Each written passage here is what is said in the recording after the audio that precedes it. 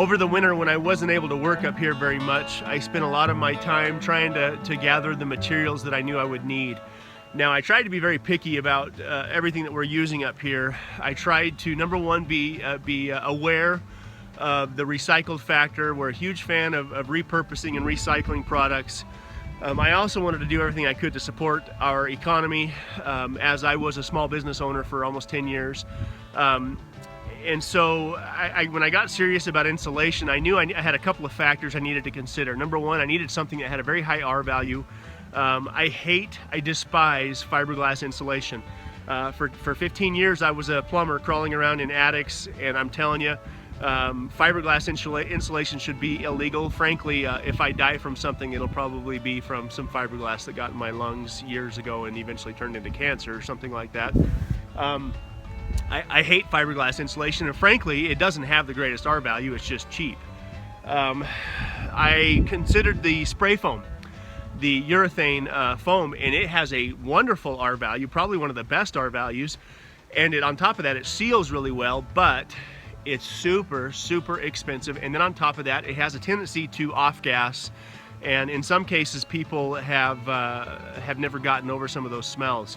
I don't want to worry about that stuff. I feel like I've lived in a number of homes, both old and new, that emitted some sort of smells that may or may not have affected my kids, and so I don't want to have that up here with our house. I began to research stone wool or rock wool, and I came across Roxul insulation, which is probably the biggest name in the business when it comes to stone wool, and a few things jumped out at me. Number one, it's fire resistant. Although our house is going to be built with reclaimed cedar, rough sawn cedar, doing what's called a board and batten style, as well as maybe even a live edge style with some of the siding on the house. So it's going to be built with wood. But I also knew that we are, on a good day, on a best case scenario, we're about 20 minutes from town, and so if a fire did happen in our home, I know that the odds of it getting put out fast are slim to none. So I wanted to try and use things that were fire resistant where possible. Roxul insulation is 100% fire resistant. Actually, it's oftentimes used in high heat scenarios. I think the first place I came across it was when I watched a video about a guy building a pizza oven. On top of that, it's basically mold resistant. It's water resistant. It's 100% recyclable.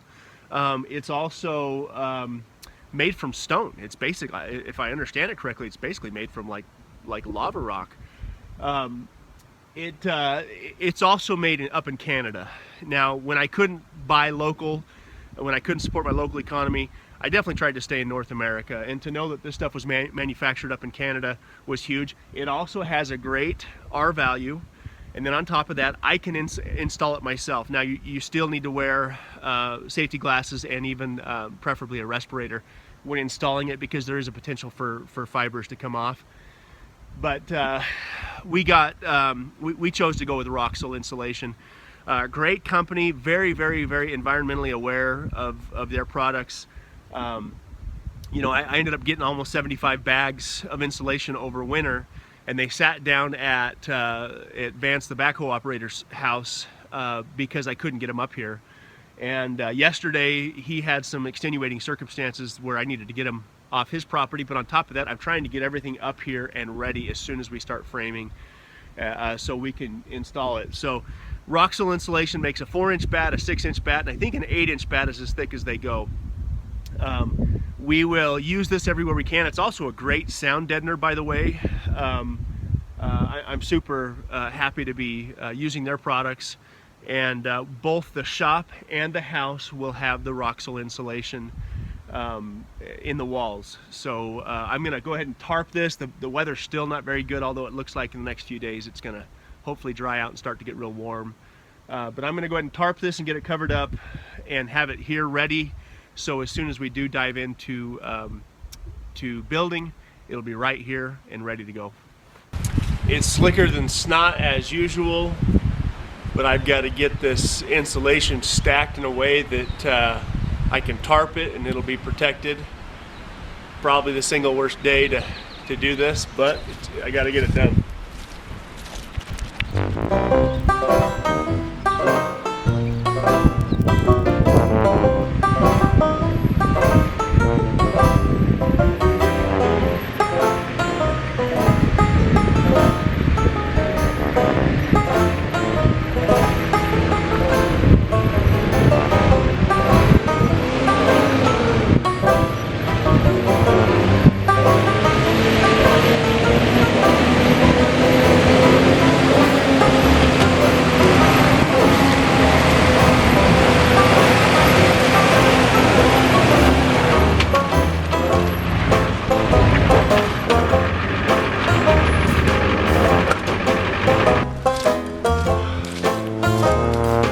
sucks.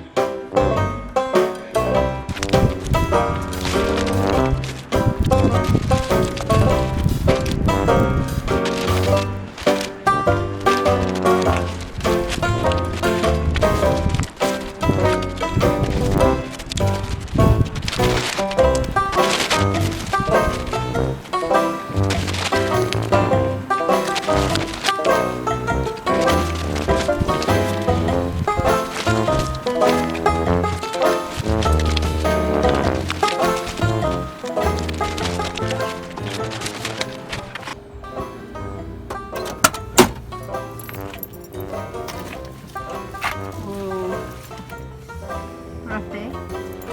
This is why I drive a 30-year-old.